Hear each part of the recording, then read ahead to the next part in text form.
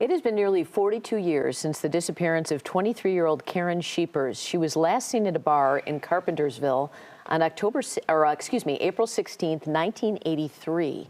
Now, with the help of new technology and resources, the Elgin Police Department Cold Case Unit is re-examining her case along with dozens more unsolved cases in the Fox Valley.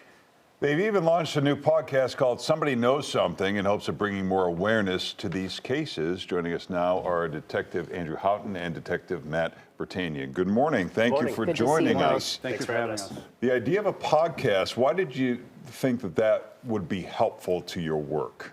So it was our chief's suggestion to try to think of something new to do. So she suggested doing this podcast, and we felt like it's something that reaches a lot of people. You know, lots and lots of people listen to true crime podcasts. So it was something that was like a natural progression of, you know, putting up billboards, things like that in the past, but doing a podcast was just a different form that we thought would reach more people. And like you said, true crime podcasts there's a million of them, but I would assume, Matt, that you guys have accessed information that these random podcasters sitting in their basement do not have. Yeah, we have the full case file from, you know, when the case originally started, so we have access to all of that. So just imagine decades of all that information that we've had to go through.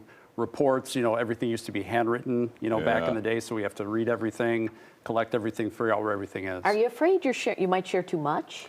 I think that's part of the reason we chose this case is it's a missing person, so it's not something where we don't know if it's a homicide or not, so we really don't know what happened. Yeah. So in a homicide case, we would have more holdback information, but in this case, we're putting a lot more information out. But if somebody listening knew something, wouldn't they have contacted you by now?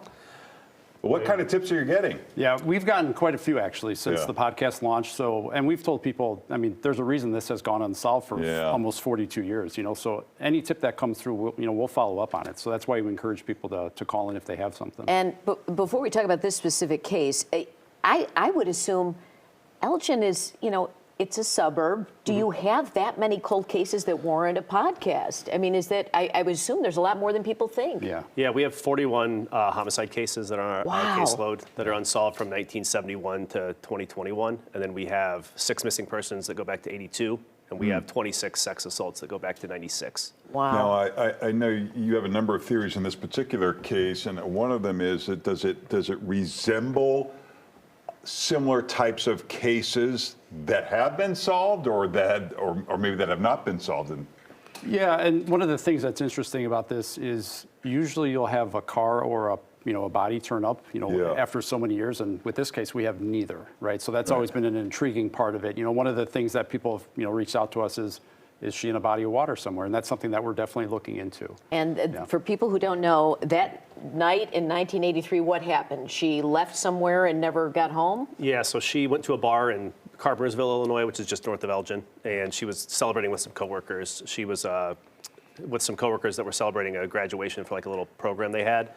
They went to the bar, they hung out, it was like just hanging out, and around 1 o'clock is the last time someone saw her. No one saw her leave, and no one saw her after that point, so she just kind of disappeared. Does any pattern in this case match a pattern of other cases that are out there? Yeah, that's certainly something that we're looking into. You know, that's one of the interesting things is you go back and you want to find people that were there that night, and with a case this old, I mean, people just end up dying. You know, they're not around anymore, whether it's witnesses or people of interest or even the police that investigated this.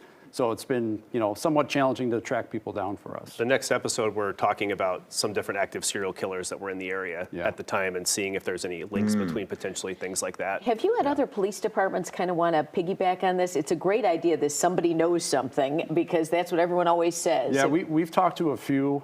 The big thing about it is, we want to, the family deserves to know what happened. Right. In many of these cases. We don't want these cases to be forgotten just because all this time goes by. And that's why we want to do that. This was an estranged family situation. Are they still alive? They are, yeah. And that was the first thing that we wanted to do. We wanted to touch base with the family to make sure that they were interested in us doing this, because we don't want to open up old wounds with all this time.